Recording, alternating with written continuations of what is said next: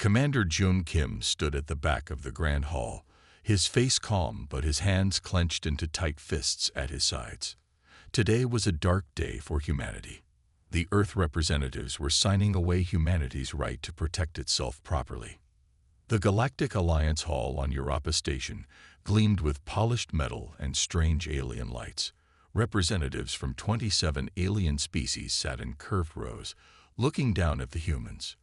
Most were humanoid, but some had extra limbs, unusual skin colors, or features that didn't match any Earth animal. At the center of it all stood Admiral Taro, a tall blue-skinned alien with 4 arms and eyes that glowed slightly in the dim light. He was the head of the Alliance Military Council. As agreed, Admiral Taro said in a voice that sounded like stones grinding together, "Earth will be classified as a Level 3 developing species. You may build defensive installations around your home planet and colonies. You may build small patrol ships for your local system. But you may not build true warships or weapons of mass destruction." President Wilson of Earth nodded and signed the document. "We understand the terms and accept them." Jun bit his lip to keep from shouting out. The alien pirates who had attacked the Mars colony 3 months ago had killed over 200 people. The Alliance ships had arrived far too late to help, and now Earth was agreeing not to build ships that could actually fight back. After the ceremony, Jun met with his friend Dr. Hyun Park in a small side room. Hyun was the top ship designer for Earth's Space Development Authority. His black hair was messy as always, and his eyes looked tired behind his glasses. "They've handcuffed us," Hyun whispered. "The next time raiders hit a colony, we'll be helpless again." Jun nodded slightly. "Then we'll need to be creative." "What do you mean?" Hyun asked. Jun looked around to make sure no one was listening. "The treaty says we can't build warships, but it doesn't say we can't build very strong mining ships, or very fast research vessels, or cargo ships with unusual power systems." A slow smile spread across Hyun's face. "I see. Ships that aren't warships on paper, but could be used that way if needed." "Exactly," Jun said. "We need to read the treaty very, very carefully. Find the gaps in the rules. Then build ships that follow the letter of the law, but not the spirit." 3 years passed. The Galactic Alliance had set up a base on Jupiter's moon Callisto, from which they monitored Earth's activities. Humans had continued exploring space, building small colonies on Mars and in the asteroid belt, but they remained vulnerable. The Draxun Empire, a warlike group on the edge of the galaxy, had been pushing at Alliance borders. Pirate attacks on shipping lanes had increased, yet Earth was still limited to basic patrol ships that could barely defend themselves, let alone protect others. Jun, now a senior commander, stood in the lunar shipyard control room. Through the wide windows, he could see workers in spacesuits moving around the skeletal frame of a new ship. It was officially classified as a mining vessel, but Jun had bigger plans for it. Today was the day he would present those plans to the Earth Council. The council chamber was a half-circle of seats with 5 men and women representing Earth's main regions. At the center sat Chairwoman Su Lee, a stern-faced woman with short gray hair and sharp eyes that missed nothing. "Commander Kim," she said, "you requested this special meeting. What is so important?" Jun stepped forward and activated a hologram showing the ship design. "Council members, I present Project Phoenix, a new type of vessel that will secure humanity's future." He pressed a button, and the hologram changed to show the ship's internal systems. "We can't build warships, but nothing prevents us from building highly resilient mining vessels with unusually powerful excavation lasers and debris deflection shields." A heavy silence fell over the room.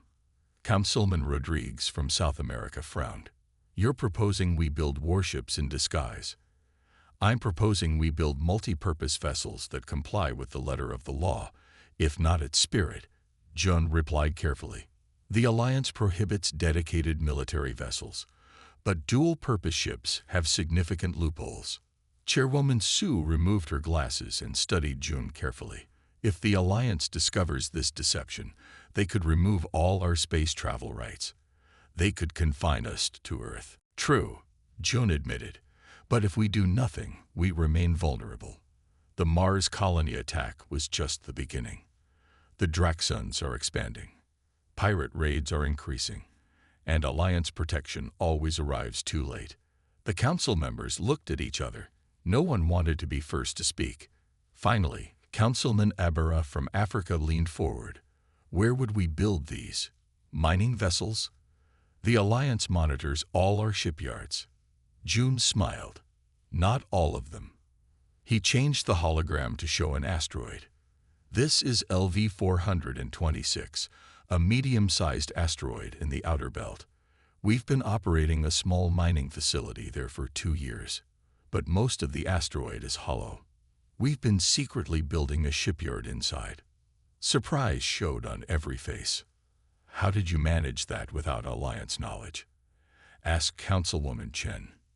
Very carefully, Jun said. We sent the equipment in small shipments labeled as mining gear. The workers all think they're building improved mining facilities. Only 5 people know the truth. The council debated for hours. Some thought the risk was too great. Others believed it was necessary for humanity's survival. In the end, Chairwoman Sue called for a vote. 4 hands rose in favor, 1 against. Project Phoenix is approved. Sue announced, but with conditions. Work must remain absolutely secret. If the Alliance discovers us, the Council will deny all knowledge of your activities. June nodded. Understood. And Commander, Sue added, these ships must be truly dual-purpose. If they're only disguised warships, we're violating the treaty directly. They must function as mining vessels if inspected. That's already part of the design, June assured her. Dr. Park has developed systems that can transform from mining equipment to weapons and back again. To any inspector, they will appear to be exactly what we claim they are. As June left the meeting, his communicator buzzed. It was Hyun. Well? Hyun asked. We're approved, June said quietly. We start full production tomorrow. Hyun sighed with relief. I'll tell Min to begin the real work. Min Lee was their chief engineer, a brilliant woman who had designed the transformation systems. She had been waiting at the asteroid base for the Council's decision. How many ships can we build? June asked. With current resources, 3 large vessels to start, Hyun replied. The Dauntless, resilient, and defiant. If we're successful, we can expand. Good, Jun said. And weapons. The excavation lasers are actually military-grade plasma cutters, 3 times more powerful than anything the patrol ships have. The debris shields are combat-grade defense screens, and we've designed sample collection drones that are actually combat missiles. June smiled. Perfect.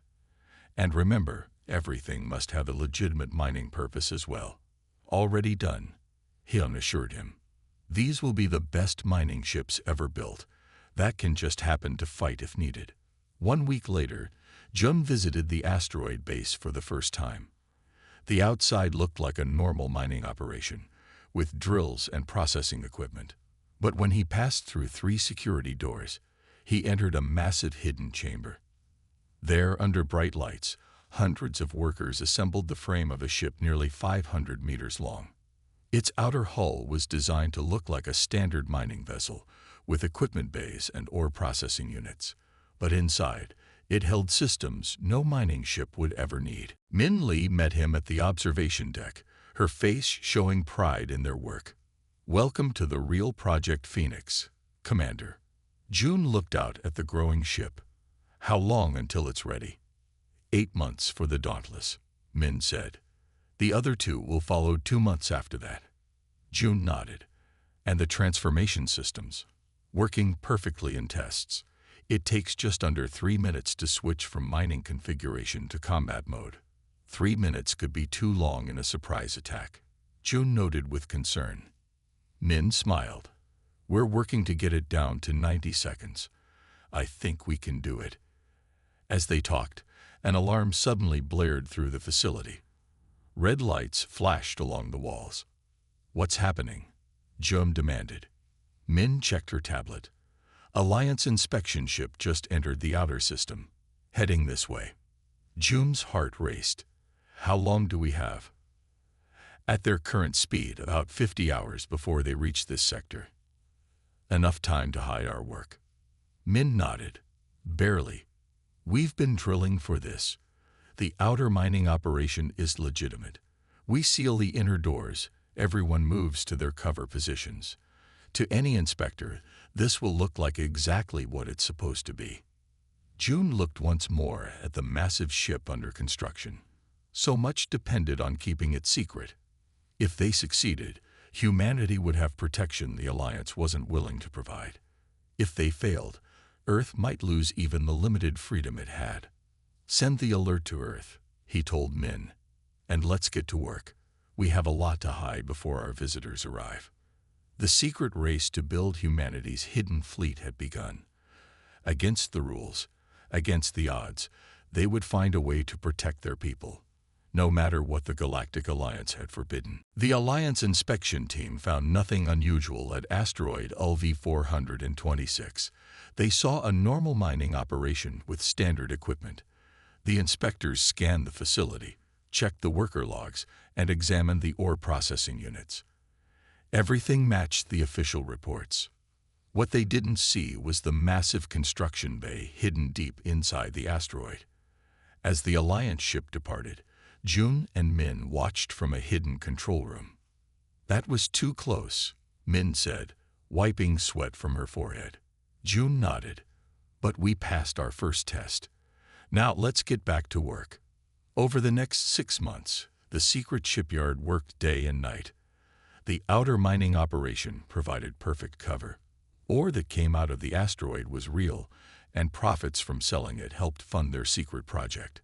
Chief Engineer Min Lee couldn't help but smile as she walked through the massive construction bay. What had begun as a speculative project was now taking impressive shape. The Dauntless was nearly complete, its sleek hull gleaming under the bright lights. It doesn't look much like a mining vessel anymore, observed Security Director Ta Sung as he joined her on the observation platform. Tai was a former military officer with short black hair and a serious face. He was in charge of keeping the project secret. On the outside, she's still technically a heavy resource extractor, Min replied.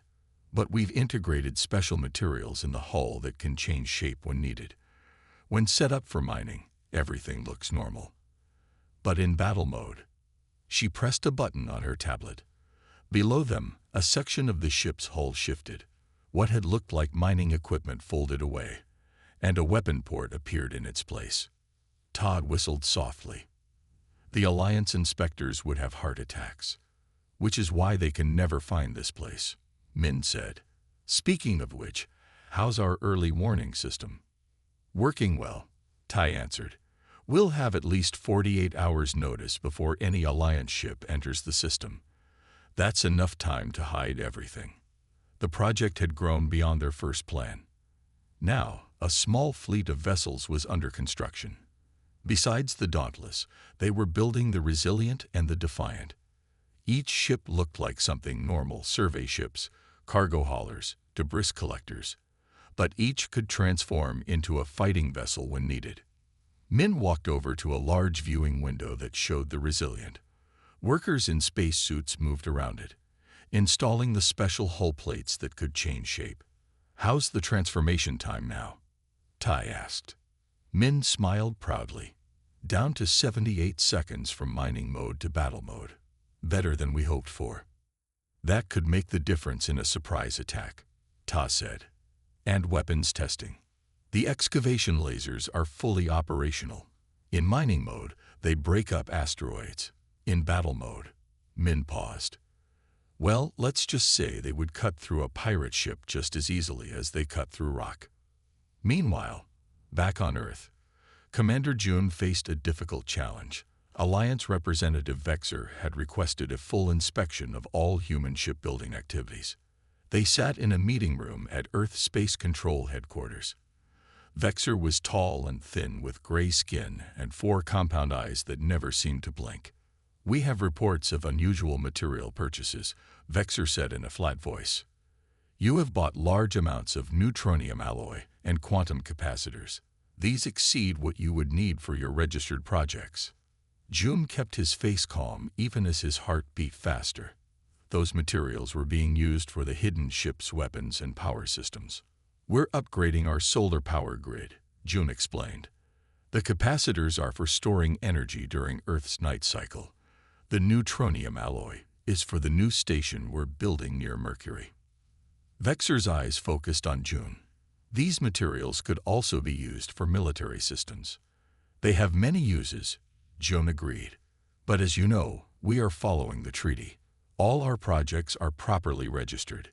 This was technically true. The projects were registered. They just weren't described accurately. I will need to inspect the Mercury station, Vexor said. Of course, June replied.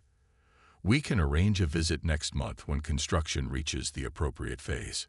As soon as Vexor left, June called Dr. Hyun. We have a problem, June said. Vexor is suspicious about our material purchases. He wants to inspect the Mercury station next month. But we've been sending half those materials to the asteroid base, Hyun said, his voice worried. Exactly.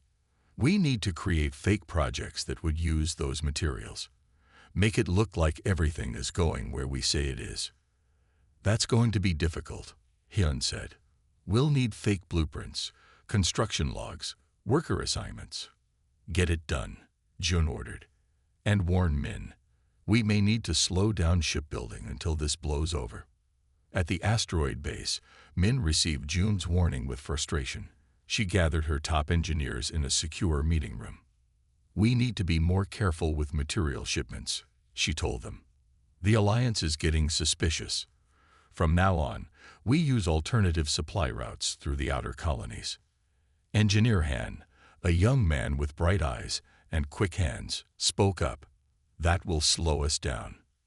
Better slow than discovered, Min replied.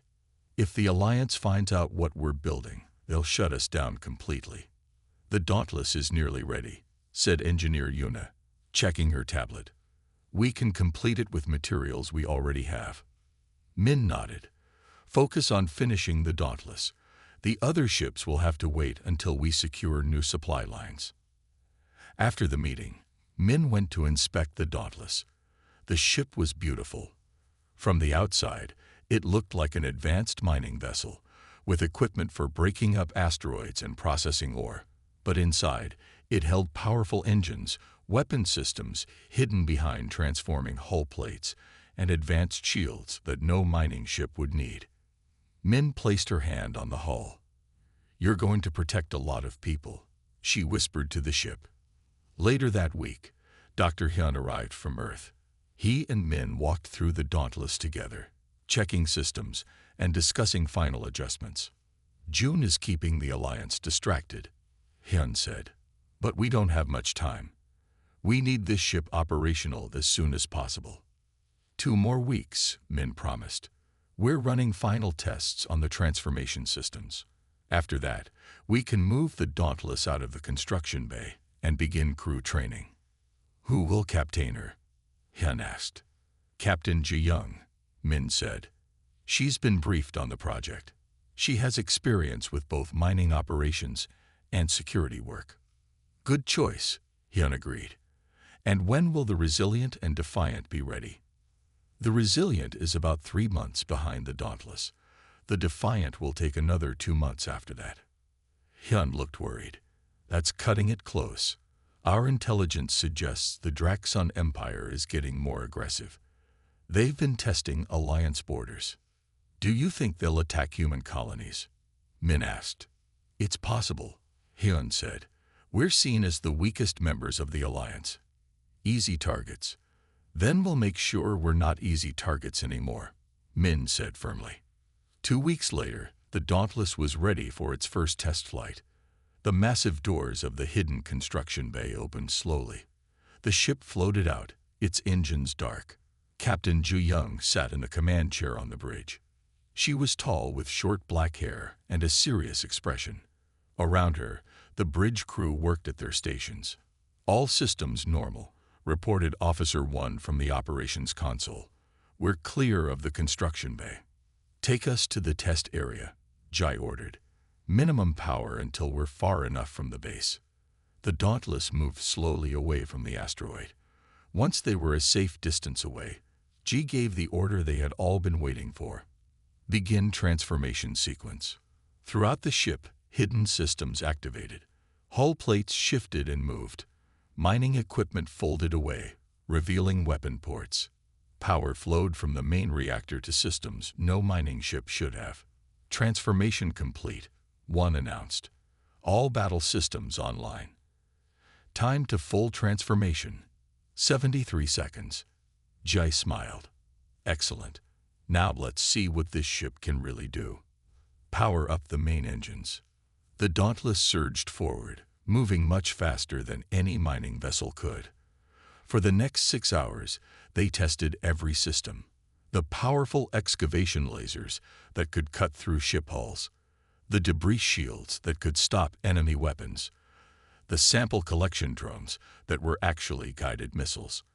When they returned to the base, Min and Hyun were waiting. G's report was simple and to the point. The Dauntless exceeds all expectations, she said. She's ready for real missions. Min looked at Hyun with pride. We did it. We built a warship that isn't officially a warship. One ship isn't enough, Hyun cautioned.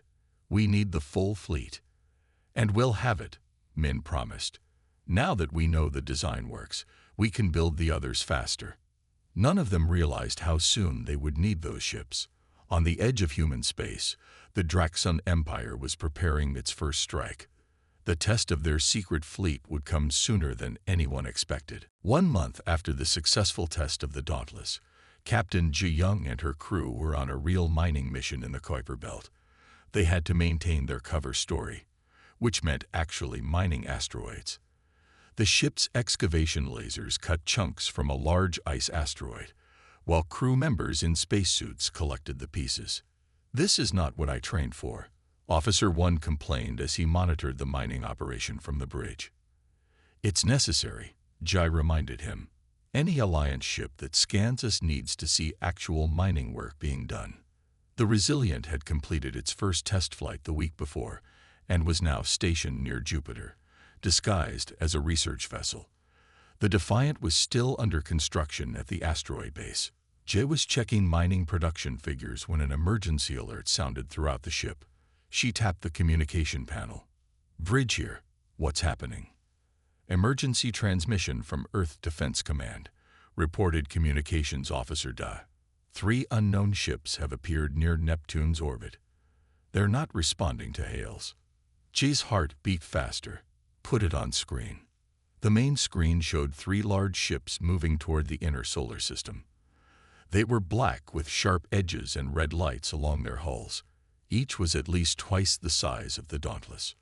Draxun battle cruisers, G said grimly.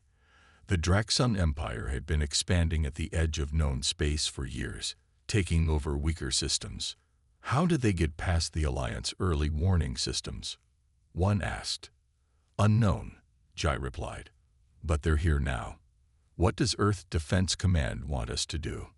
They're asking all ships to fall back to Earth orbit, Da said. Alliance defense forces have been notified, but they're 3 days away at best. Jai looked at her crew. They all knew what this meant. The Draxon ships would reach Earth long before Alliance help arrived. What are our orders regarding Project Phoenix? G asked. Da hesitated. Commander June sends the following. Transmit activation code Phoenix. Protect Earth by any means necessary. Jay nodded. This was what they had built for. Recall all mining teams immediately. Prepare for transformation to battle configuration. As the crew members returned to the ship, Jay called the Resilient. Captain Sun's face appeared on the screen. You received the alert? G asked. Yes, Sun replied. Draxun battle cruisers. Are we really doing this? We have our orders, G said. Meet us at the coordinates I'm sending now. The Dauntless and Resilient together stand a better chance than either ship alone. After all crew members were on board, Jai stood in the center of the bridge. This is what we built for, she told her crew.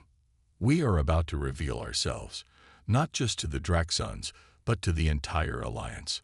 Once we transform, there's no going back. Earth will face consequences for breaking the treaty. But if we do nothing, the Draxons will reach Earth with no one to stop them. She looked at each crew member's face. They were nervous but determined. Transmitting activation code Phoenix now, Officer Day announced. Begin transformation sequence, Jai ordered. Throughout the ship, the change began. Hull plates shifted, revealing weapon ports. Mining equipment folded away, replaced by targeting systems and missile launchers. Power flowed to systems that had been hidden. In just 71 seconds, the mining vessel Dauntless became a warship. All battle systems online, reported Officer 1. Weapons charged and ready. Set course to intercept the Draxon ships, Jai ordered. Maximum speed. The Dauntless surged forward, moving much faster than any mining ship could. On a parallel course, the Resilient also transformed from a research vessel to a warship. At Earth Defense Command, Commander Jun Kim watched the situation unfold on the main display. The 3 Draxon cruisers continued their advance toward Earth. The Alliance had promised help, but it would arrive too late. The Dauntless and Resilient have transformed and are moving to intercept, reported a young officer. Chairwoman Sue had joined June in the command center. Her face was grim. So it begins, she said quietly. Do they have any chance against 3 Draxon cruisers? The Draxons won't expect ships of that capability from us, Jun replied. Surprise is our best weapon right now. Dr. Hyun rushed into the command center, his face flushed with excitement. The Defiant is ready, he said. Not fully tested, but Min says all essential systems are operational. Jun turned to Sue. We need every ship we have. Sue hesitated only briefly, then nodded. Launch the Defiant. The Dauntless and Resilient approached Neptune's orbit. Ahead of them, the 3 Draxon cruisers moved steadily toward Earth. They've spotted us, one reported. They're scanning us now. Hold course, Jai ordered.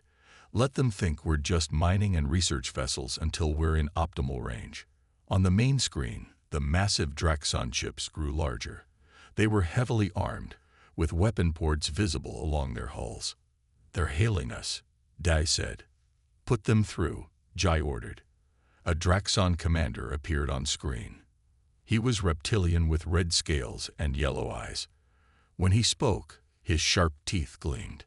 Human vessels, this is Commander Zorg of the Draxon Empire. You will power down your engines and prepare to be boarded. Your planet is now under Draxon control. Jay kept her face calm.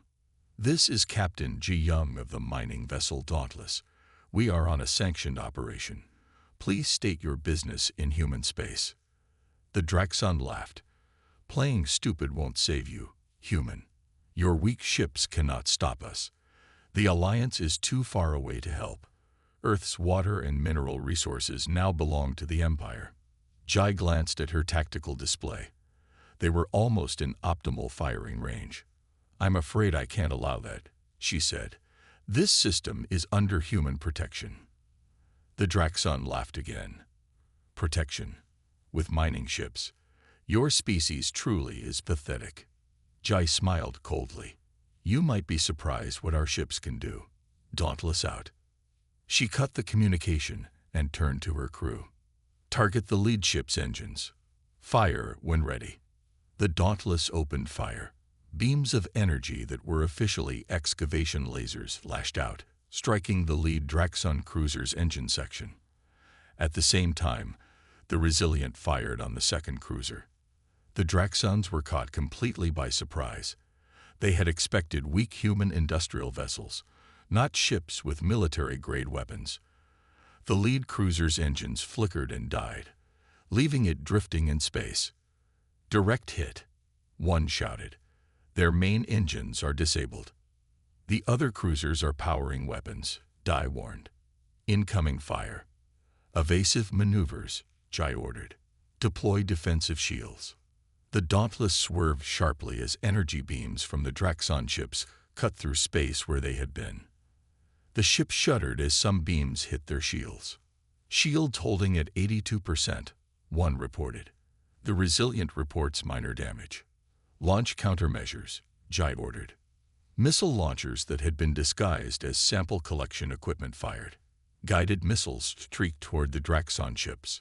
Most were intercepted by Draxon defenses, but 3 hit the second cruiser, causing explosions along its hull. We've damaged them, but their weapons are still active, one said. They're targeting us again. The bridge shook violently as more Draxon fire hit their shields. Shields at 61%, one reported. We can't take much more of this. Where's the Resilient? G asked. Moving to flank the third cruiser, Daz said. But they're taking heavy fire too. Jai gripped her chair as the ship shook again. They had hurt the Draxons, but 2 damaged human ships against 3 Draxon cruisers wasn't a fair fight. New contact, one suddenly shouted, coming in fast from the direction of Earth. The Draxons have reinforcements, G asked, her heart sinking. No. One's face broke into a smile. It's the Defiant. She's here. On the tactical display, a new ship appeared, moving rapidly toward the battle. Like the Dauntless and Resilient, it had transformed from its disguised configuration to battle mode. The Defiant is hailing us, Day reported. Put them through, Jai ordered. Captain Kang's face appeared on screen. Thought you could use some help. Your timing is perfect, Jai replied. Target the third cruiser. We'll focus on the second one. With the arrival of the Defiant, the tide of battle began to turn. The 3 human ships coordinated their attacks, focusing fire on one Draxon ship at a time. The first cruiser, its engines disabled, could only watch as its companions fought. The second cruiser, already damaged, took the combined fire of the Dauntless and Resilient. Its shields failed, and then its weapons went silent.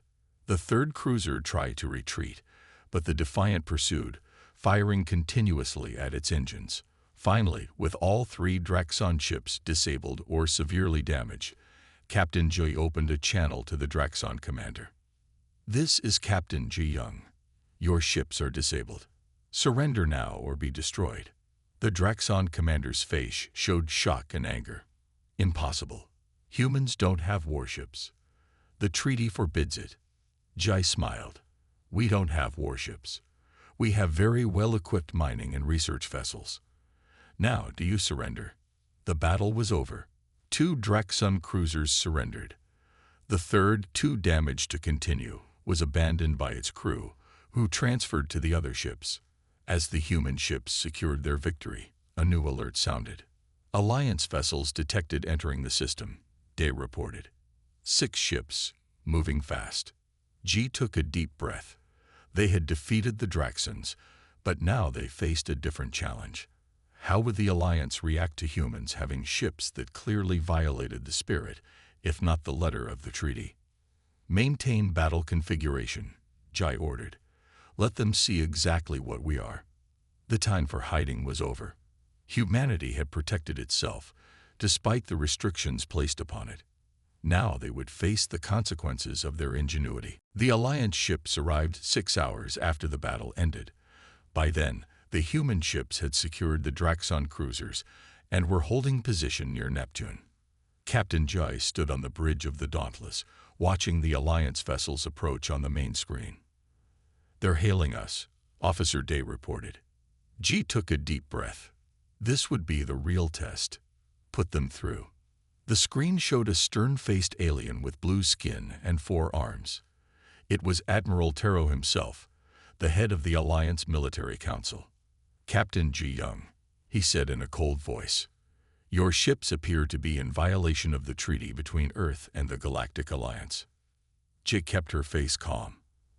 Admiral, we were responding to a direct threat to Earth. 3 Draxon battle cruisers entered our system without warning. That does not explain why you have ships with military capabilities, the Admiral replied. The treaty is very clear. Humans are forbidden from building warships. With all respect, Admiral, these are not warships, G said. The Dauntless is registered as a mining vessel. The Resilient is a research ship. The Defiant is a debris collection vessel. All have legitimate non-military functions. Functions which you have clearly set aside for combat purposes, the Admiral pointed out. The treaty forbids dedicated military vessels, Jay countered. It does not forbid civilian ships with defensive capabilities. All of our ships can and do perform their stated civilian functions. The Admiral's eyes narrowed. That is a matter for the Alliance Council to decide. All 3 of your vessels will power down weapons and accompany us to the Alliance base on Callisto for inspection and judgment. Jai glanced at Officer 1, who nodded slightly. A message from Earth had just come in. We will comply, Admiral, G said. But I must inform you that our ships currently have custody of 3 Draxon battle cruisers that attacked our system. 2 are damaged but operational. 1 is abandoned and heavily damaged. This news clearly surprised the Admiral. His eyes widened. You defeated 3 Draxon battle cruisers. Yes, Admiral. They intended to seize Earth's resources. If our ships had not been here, Jay let the implication hang in the air. The Admiral was silent for a moment. Bring the Draxon ships as well. The Council will want to hear their testimony. As you wish, Admiral, Jai replied. At the Alliance base on Callisto, Commander Jun Kim arrived to lead Earth's defense before the Alliance Council. With him came Chairwoman Su, Dr. Hyun, and Chief Engineer Min, who had been rushed from the asteroid base. They met Captain G and the other ship captains in a small room before the hearing. How bad is it? G asked. Bad, Jun admitted. The elder races on the Council are calling for severe sanctions. Some want to revoke our space travel rights completely. But we stopped the Draxons. Captain Sun of the Resilient protested. Without us, Earth would be under attack right now. That may be our only saving point, Chairwoman Su said. We clearly violated the spirit of the treaty, but we did so to defend ourselves when Alliance protection was too far away to help. Min looked worried. What about the asteroid base? The Alliance will want to inspect all our facilities now. Let them, Jun said. We have nothing to hide anymore. Our ships have revealed themselves. A bell sounded, calling them to the council chamber. The Alliance Council chamber was a large, circular room with raised seats where representatives from 27 alien species looked down at the humans. Admiral Taro stood to one side. Near the other side stood a Draxon commander in restraints, his red scales dull under the bright lights. High Commissioner Drex, a tall alien with green skin and 6 eyes, called the meeting to order. We are here to address a serious treaty violation by the humans, he announced. They have built ships with military capabilities, despite the clear prohibition against human warships. Jun stepped forward. High Commissioner, we dispute that characterization. Our ships are multi-purpose vessels with defensive capabilities, built legally under the terms of our agreement. Drex looked down at Jun with obvious disbelief. Your ships engaged and defeated 3 Draxon battle cruisers. That suggests more than defensive capabilities. Section 14, Paragraph 3 of the treaty specifically permits vessels with primary non-military functions that incorporate defensive measures proportional to their operational risk. Jun quoted. Our mining and research operations occur in dangerous areas where pirate attacks are common. The Alliance has been slow to respond to previous attacks on our colonies. These are clearly warships disguised as civilian vessels, Drex insisted. Min stepped forward with a tablet in her hand. With permission, I can demonstrate otherwise. Drex nodded reluctantly. Min activated a large hologram showing the Dauntless. This ship is primarily a mining vessel, she explained. Its excavation lasers can cut asteroids for mining operations. Its debris shields protect it from rock fragments. Its sample collection drones gather materials. She pressed a button, and the hologram showed the ship transforming. In an emergency, these systems can be reconfigured for defense, but they return to their primary functions afterward. To demonstrate, Min showed videos of the Dauntless actually performing mining operations after the battle. The ships do exactly what they are registered to do, Min concluded. They simply have additional capabilities for emergencies. The council members looked at each other, many whispering to their neighbors. Admiral Taro stepped forward. The technical argument may have merit, he admitted reluctantly, but the intent is clear. These ships were built to circumvent the restrictions placed on humans. Yes, Jun said simply. They were. A murmur ran through the chamber at his honest admission. We built these ships because we needed protection that the Alliance could not provide in time, Jun continued. The Draxon attack proves we were right. Their ships would have reached Earth long before Alliance help arrived. Draxon Commander Zorg snarled from his position. The human ships should not exist. We were told Earth had no protective fleet. That is why we attacked. His outburst silenced the chamber. Drex glared at the Draxon. You admit you attacked Earth because you believed it was defenseless? Drex asked. Of course, Zorg replied. The Empire takes what it wants from the weak. If humans had been allowed proper ships, we would have chosen an easier target. June looked at the council members. There is your answer. The restrictions you placed on us made us a target.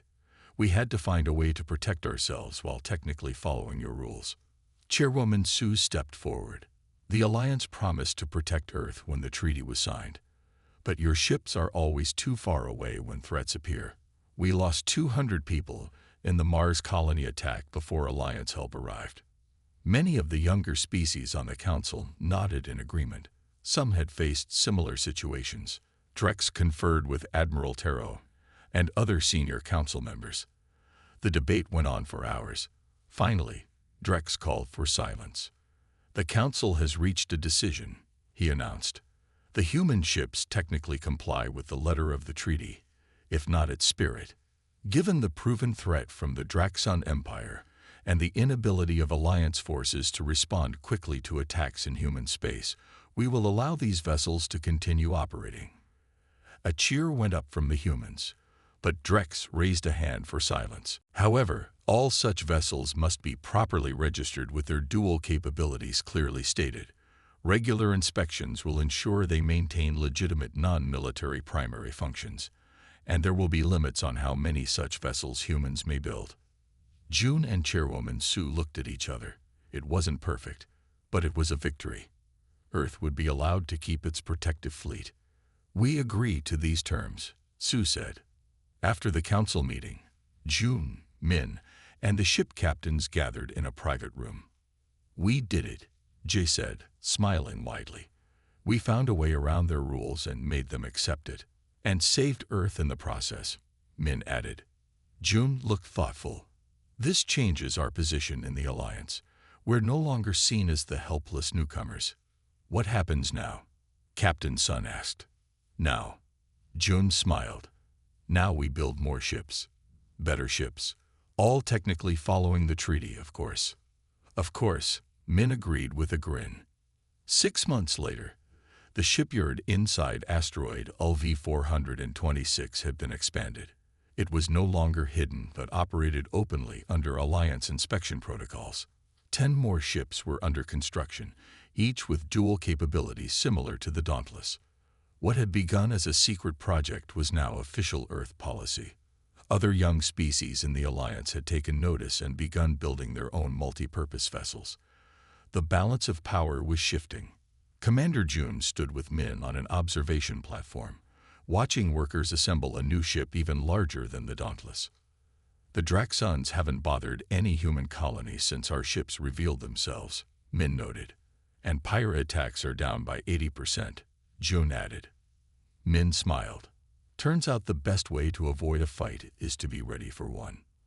The Alliance is changing, June said. The older species can't keep treating the younger ones like children anymore. We've proven we can protect ourselves within their rules. As they watched the new ship take shape, both felt proud of what they had accomplished. Humans had been forbidden from building warships, so they had built something better instead. And the galaxy would never be the same.